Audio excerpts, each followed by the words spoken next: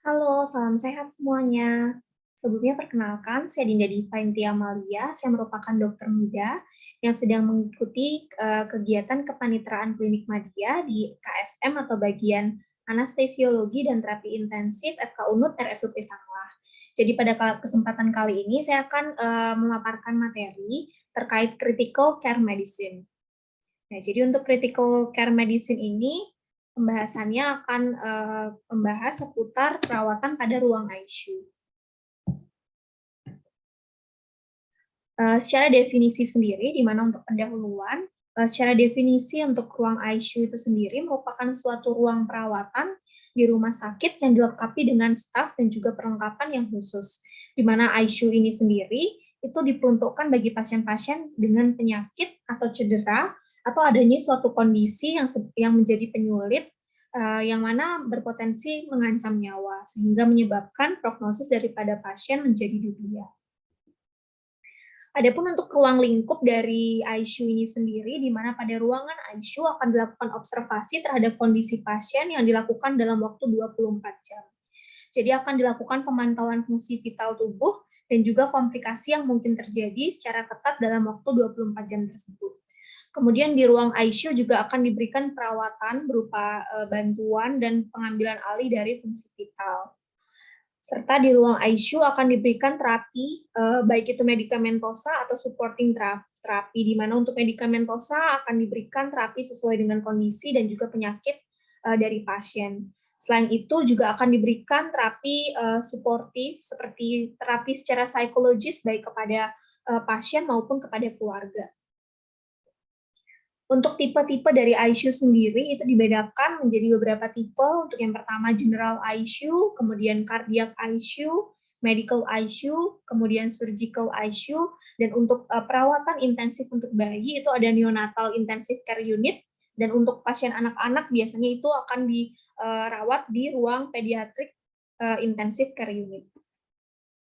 Untuk berdasarkan sistem organ yang ditangani sendiri, ICU akan dibagi menjadi respirasi ICU, di mana pada respiration ICU ini biasanya akan merawat pasien-pasien dengan gangguan sistem organ respirasi, seperti pada pasien dengan adanya gangguan gagal nafas yang membutuhkan perawatan seperti penggunaan atau support dari dukungan dari ventilator, atau pasien-pasien dengan pulmonary emboli dengan hemodinamik yang tidak stabil.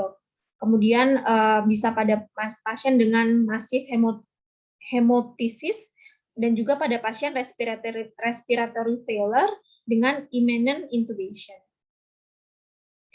Untuk yang selanjutnya yakni tipe brain ICU, di mana pada brain ICU ini sendiri akan menangani pasien-pasien dengan kondisi kritis yang terjadi gangguan pada sistem sarafnya, seperti kasus-kasus pasien acute stroke, kemudian pada pasien koma metabolik, baik itu karena toksik atau antotoksik. Atau pada pasien-pasien dengan status epileptikus, atau pada pasien dengan injury brain yang berat. Kemudian untuk tipe selanjutnya yakni burn ICU untuk penanganan pasien-pasien dengan luka bakar, dan juga tipe yang lain ada renal ICU. Adapun indikasi untuk pasien-pasien yang akan ditetapkan masuk ICU itu dibedakan berdasarkan prioritasnya. Untuk prioritas yang pertama, di mana pada prioritas pertama ini diperuntukkan untuk pasien-pasien dengan kondisi sakit kritis dan kondisi yang tidak stabil yang memerlukan terapi intensif dengan bantuan ventilator. Kemudian membutuhkan obat-obatan vasoaktif yang kontinu yang tidak bisa diberikan pada ruang perawatan yang biasa. Kemudian untuk prioritas yang kedua, yakni untuk pasien-pasien yang memerlukan pemantauan yang canggih di ruang ICU dan memerlukan terapi intensif yang segera. Untuk prioritas yang ketiga, yakni untuk pasien-pasien kritis dan tidak stabil, di mana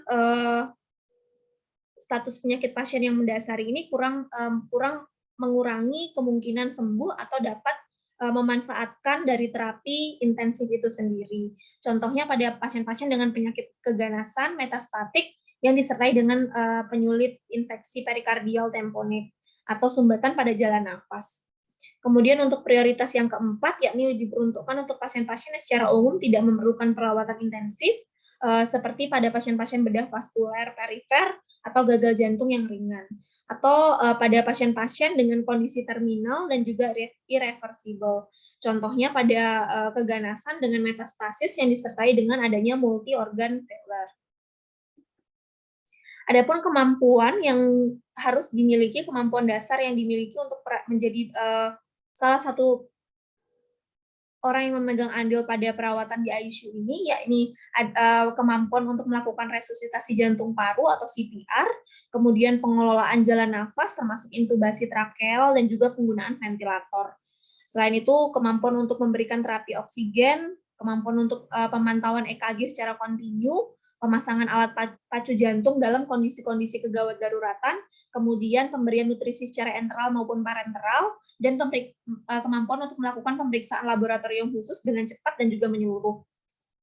Kemampuan untuk memasang infuse pump atau syringe pump untuk terapi secara titrasi. Selain itu, dibutuhkan kemampuan untuk melakukan teknik khusus sesuai dengan keadaan pasien.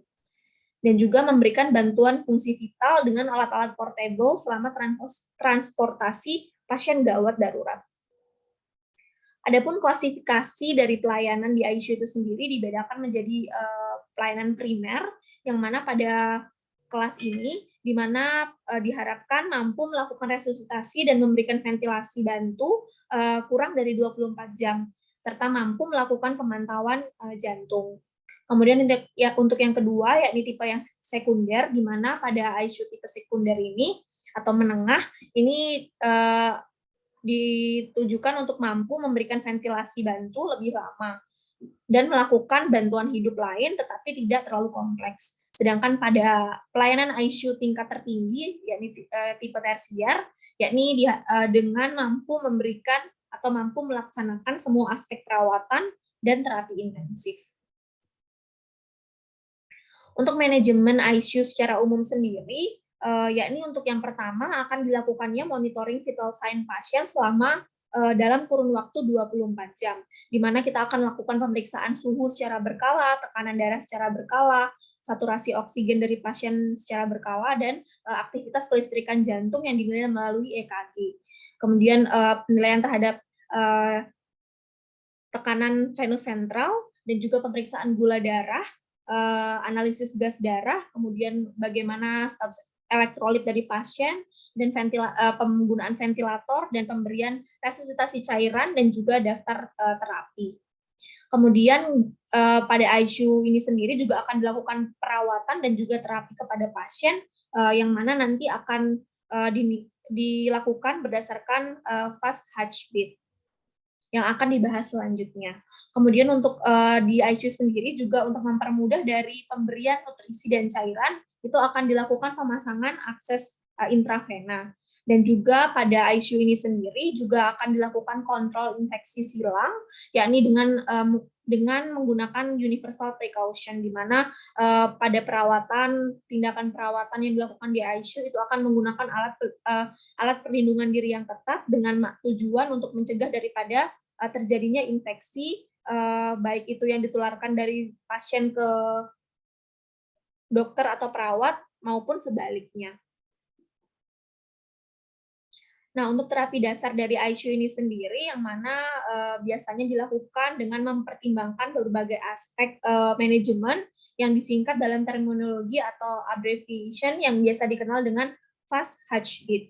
Di mana untuk fast sendiri itu dari F-nya itu merupakan manajemen feeding, kemudian A-nya analgesia, S-nya sedation, kemudian untuk T dilakukan tromboprofilaksis, untuk H-nya untuk H-nya itu untuk head up, dan U-nya untuk ulcer prophylaxis, G-nya untuk glycemic control, dan S-nya untuk spontaneous breathing trial. Untuk beat-nya itu terdiri dari pemantauan dari bowel movement, kemudian indwelling catheter, dan juga dilakukannya drug de-escalation. Nah, untuk yang pertama yakni aspek feeding, di mana biasanya untuk pasien-pasien yang masuk ke ruangan ICU itu banyak dengan kondisi malnutrisi, baik itu terjadinya dehidrasi yang berat sehingga mengganggu dan juga terganggunya elektrolit dalam tubuh.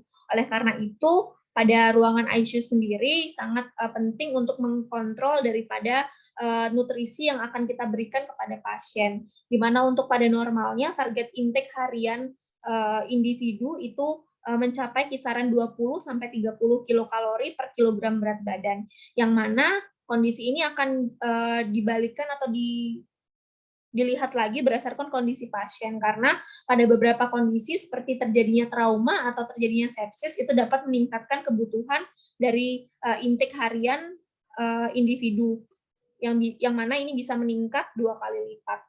Nah, untuk pemberian daripada nutrisi di ruang ICU sendiri, apabila memungkinkan kita berikan secara oral terlebih dahulu. Namun apabila tidak memungkinkan, baru akan kita pertimbangkan untuk memberikan secara enteral, kemudian baru kita apabila tidak bisa, baru kita pikirkan untuk kita pertimbangkan untuk pemberian nutrisi secara parenteral. Untuk yang selanjutnya yakni analgesia, di mana untuk di ruangan ICU sendiri yang paling sering menjadi masalah utama yakni nyeri. Jadi nyeri ini merupakan masalah utama yang sering dirasakan pasien-pasien di ICU dan tentunya dapat mempengaruhi daripada kondisi baik secara fisiologis maupun secara psikologis kepada pasien. Dan nantinya ini tentunya akan mempengaruhi daripada durasi pemulihan pasien dan memperpanjang dari durasi perawatan pasien di ruang ICU. Untuk nyeri sendiri, ini biasanya bisa kita nilai secara subjektif maupun tidak. Karena beberapa pasien di ICU cenderung banyak pasien dengan kondisi tidak sadar. Jadi akan susah kita nilai untuk nyerinya. Untuk secara subjektif, biasanya kita nilai melalui ekspresi wajah atau gerakan dari pasien. Sedangkan pada pasien-pasien tidak sadar, itu bisa kita pantau nyerinya yang dipresentasikan biasanya melalui detak jantung dan juga tekanan darah. Misalnya pada pasien-pasien yang merasakan nyeri yang akut itu akan kita temukan heart rate yang meningkat dan juga bisa mempengaruhi tekanan darah juga. Untuk penilaian nyeri sendiri itu biasanya kita nilai yang biasa kita gunakan yakni Behavioral Pain Scale atau BPS. Di mana untuk BPS ini sendiri akan kita untuk di ICU kita bedakan penilaiannya apakah pasien terintubasi atau pasien tidak terintubasi. Untuk penilaiannya sendiri ada 3 aspek yang bisa dinilai. Yang pertama yakni dari mimik wajah atau facial expression pasien, kita nilai.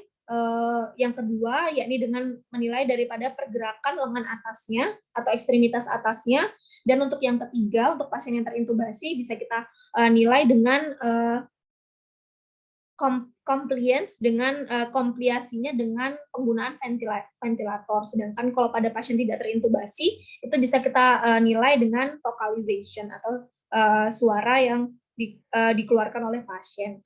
Dan untuk penilaian BPS ini sendiri kita totalkan dari tiga aspek penilaian, yakni dari facial expression-nya tadi, pergerakan dari ekstremitas atas, dan juga poin yang ketiga itu kita totalkan dan kita lihat untuk total dari nyeri keparahan nyeri yang dirasakan oleh pasien. Biasanya dari mulai yang ringan dari poin 3 hingga yang maksimum itu 12. Nah, untuk penanganan nyeri pada pasien-pasien di ICU sendiri itu akan kita berikan sesuai dengan kalau mengikuti dari step leader dari WHO, di mana untuk pemberian manajemen untuk nyeri-nyeri yang ringan itu bisa kita mulai dengan pemberian terapi non-opioid seperti penggunaan aspirin atau bisa dikombinasi dengan pemberian terapi adjuvan. Sedangkan untuk nyeri yang mulai moderate atau sedang itu bisa kita pertimbangkan untuk pemberian anti nyeri berupa opioid dengan opioid lemah seperti atau dicampur atau dikombinasi juga dengan pemberian adjuvan. Kemudian untuk nyeri-nyeri yang hebat atau nyeri yang berat itu bisa digunakan pemberian opioid yang dosis kuat atau opioid golongan yang kuat. Kemudian bisa dikombinasi juga dengan pemberian NSAID atau acetaminophen. Namun perlu diingat bahwa pemberian opioid ini juga akan menimbulkan efek samping, dapat bisa berupa distres nafas, halusinasi, dan juga konstipasi. Oleh karena itu, pada pemberian anti nyeri berupa pemberian opioid ini membutuhkan pemantauan yang sangat ketat. Untuk aspek yang selanjutnya yakni sedation. Jadi di mana nyeri yang dirasakan pasien-pasien di ICU ini akan apabila pasien tidak bisa mengungkapkan secara visualnya atau tidak bisa menyuarakan dari nyerinya, biasanya pasien akan menunjukkan nyeri yang dirasakan atau mempresentasikan nyeri yang dirasakan ini dengan gerakan atau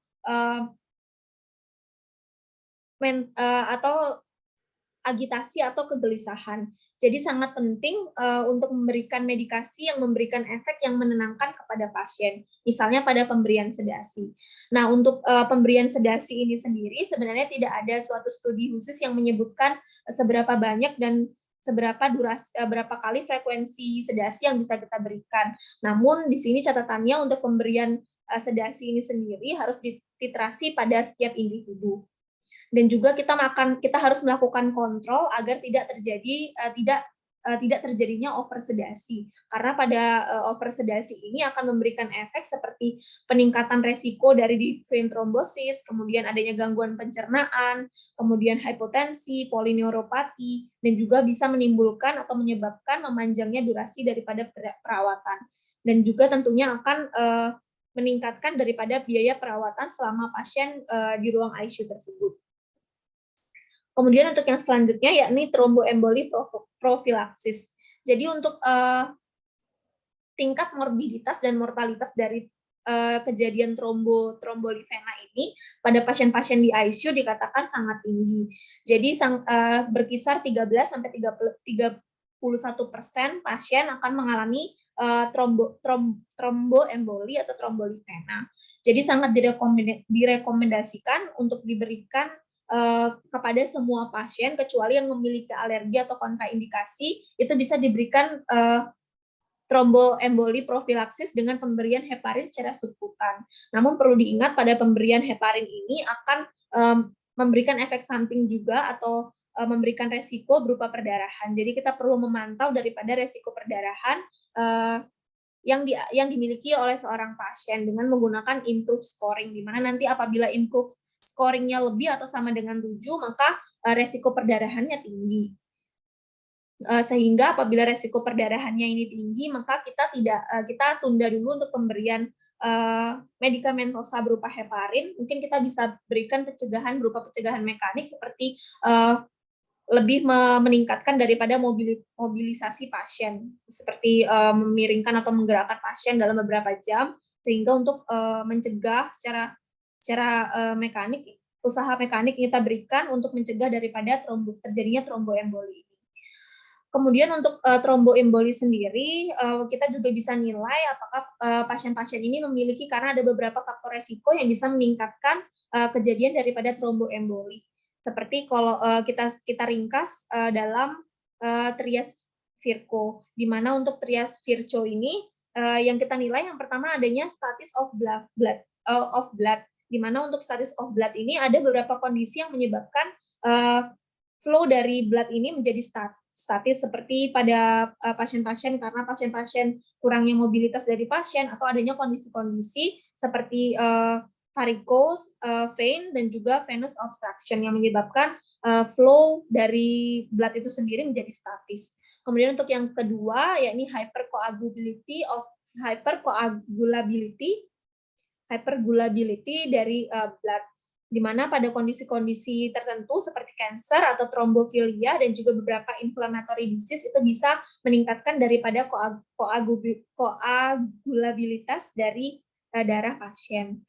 Dan ini akan meningkatkan daripada resiko terjadinya tromboemboli. Untuk yang selanjutnya yakni adanya vessel wall injury yang mana bisa disebabkan karena adanya suatu pembedahan atau chemical irritation pada pasien-pasien dengan kebiasaan merokok yang lama, sehingga terjadinya iritasi bahan-bahan kimia, dan juga pada beberapa kondisi inflamasi dikatakan dapat menyebabkan daripada terjadinya injury pada pembuluh darah atau vessel, dinding pembuluh darah.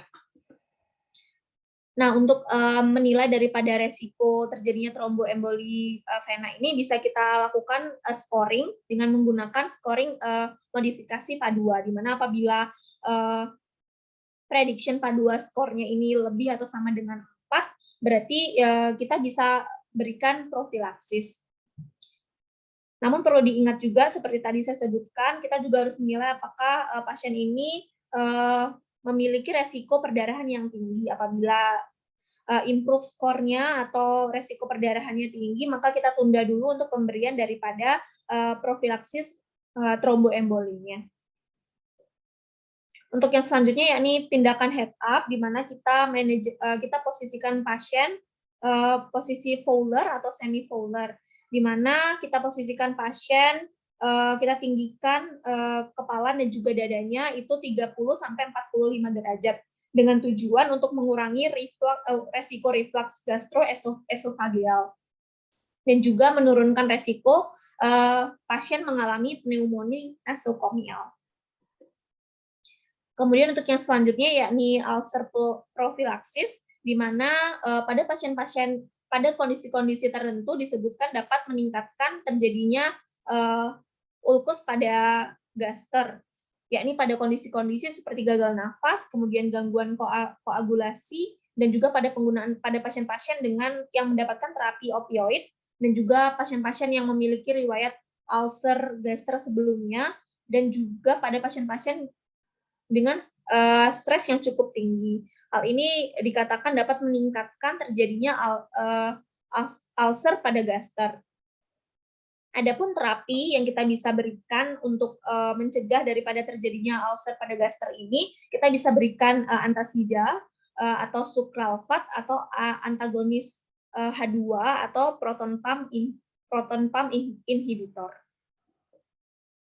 Untuk yang selanjutnya di ruangan ICU kita harus melakukan glycemic control, di mana untuk glycemic control ini sendiri ditargetkan apabila kita memakai acuan pedoman terbaru untuk pengolahan shock dan sepsis, itu untuk glycemic controlnya sendiri pasien baiknya normalnya memiliki gula darah kurang dari 150 mg per desiliter. Kemudian untuk selanjutnya yakni spontan breathing trial. Jadi pada pasien-pasien di ICU yang menggunakan ventilator atau bantuan ventilator sebagai bantuan nafasnya itu perlu diingat juga bahwa penggunaan ventilator jangka panjang ini akan meningkatkan resiko daripada pneumonia. Kemudian memperpanjang durasi rawat inap juga dan juga dapat meningkatkan mortalitas. Sehingga perlu dilakukan maksudnya kita perlu melakukan monitor ketat harian terhadap kemampuan pasien bernafas secara spontan agar kita bisa memulai atau mencoba untuk melakukan penyapihan daripada ventilator itu sendiri.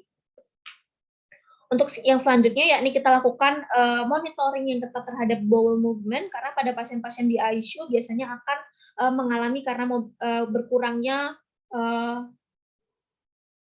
pergerakan dari pasien selama dirawat di ICU, jadi akan mempengaruhi juga daripada aktivitas pencernaannya, di mana untuk usus-ususnya sendiri akan mengalami gangguan seperti bisa memunculkan kondisi diare, yang dimana untuk pada kondisi apabila pasien mengalami diare ini akan menyebabkan ketidakseimbangan daripada elektrolit, bisa menyebabkan pasien jatuh pada kondisi dehidrasi, iritasi hemoroid, dan juga pasien sampai bisa menimbulkan kondisi pasien menjadi anemia. Selain itu, yakni konstipasi, di mana untuk konstipasi pada pasien-pasien yang jatuh pada kondisi konstipasi ini bisa menyebabkan ketidaknyamanan pada pasien, intoleransi makanan, bahkan menyebabkan nyeri. Sehingga untuk kondisi ini perlu penilaian rutin harian terhadap motilitas daripada usus. Kemudian indwelling catheter, di mana pada ruangan ICU juga perlu dilakukan pemantauan kateter yang menetap pada pasien, seperti pada penggunaan kateter urin, kemudian akses arteri, kemudian vena sentral, dan juga dialisis. Karena pada bagaimanapun untuk pemasangan kateter-kateter ini akan menembus daripada pertahanan tubuh pasien, jadi sangat meningkatkan sehingga sangat beresiko untuk menyebabkan infeksi lokal dan juga sistemik. Sehingga untuk kita perlu lakukan monitoring setiap hari, apabila bisa kita lakukan penghentian, kita untuk menilai apakah bisa dilakukan penghentian dan juga pelepasan kateter. Kemudian de-escalation. Pada de-escalation ini, sebagaimana yang kita ketahui bahwa di rumah sakit sendiri, perawatan pasien yang lama juga dapat meningkatkan resiko infeksi nasokomial karena kondisi penyebaran bakteri pada rumah sakit juga cukup tinggi, sehingga resiko infeksinya juga apabila pasien durasi perawatannya panjang, sehingga untuk resiko infeksi yang didapat pasien juga akan tinggi.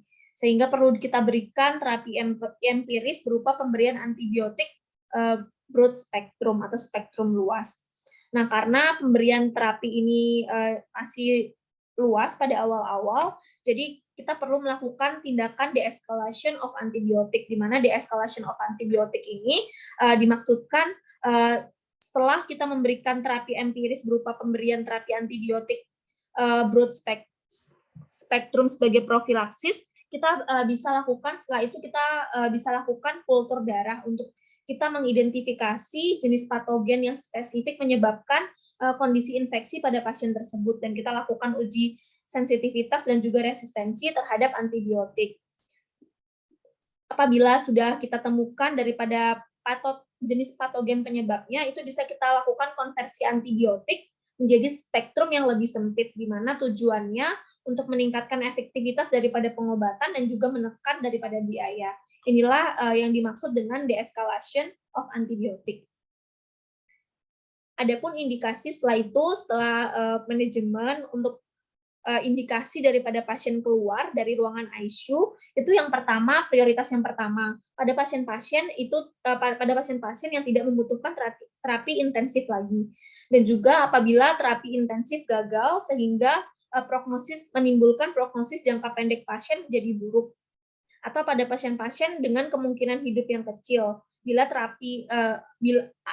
pun terapi di ruang intensive care unit itu tetap diberikan, seperti pada pasien-pasien dengan kondisi gagal organ yang lebih dari 3. Kemudian untuk prioritas yang kedua, yakni pada pasien-pasien yang mana hasil pantauan intensif itu tidak diperlukan lagi. Kemudian untuk prioritas yang ketiga, pada pasien-pasien yang dengan kebutuhan terapi intensif yang tidak ada lagi, contohnya pada pasien dengan penyakit lanjut yang tidak berespon terhadap terapi, seperti pada kondisi-kondisi pasien dengan PPOK atau jantung atau liver terminal, kemudian pada kondisi karsinoma dengan metastasis. Baik, sekian dari pemaparan materi critical care medicine. Kurang dan lebihnya mohon dimaafkan. Terima kasih atas perhatiannya.